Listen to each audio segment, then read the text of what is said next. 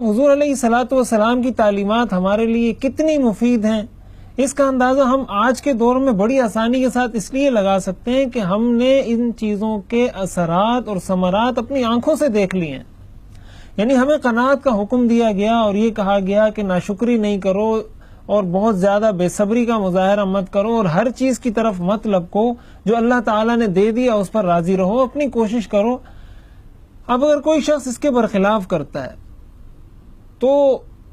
ایک تو جو آخرت میں ایک جرم کی حیثیت سے اس کا یہ عمل شمار ہوگا وہ تو ہوگا ہی، لیکن ہم دنیا میں بھی دیکھتے ہیں کہ اس کا اثر ہماری جسمانی صحت پر بھی ہوتا ہے۔ انسان کی صحت متاثر ہوتی ہے، وہ بیماریوں کا شکار ہو جاتا ہے، کئی مسائل اس کے لیے صحت کے حوالے سے کھڑے ہو جاتے ہیں۔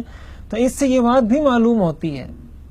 کہ ہم جب شریعت پر عمل کرتے ہیں تو اس میں صرف ہماری آخرت کا فائدہ نہیں ہے، حقیقت یہ ہے کہ ہماری دنیا بھی اس سے سنورتی ہے، ہماری آخرت بھی اس سے سنورتی ہے۔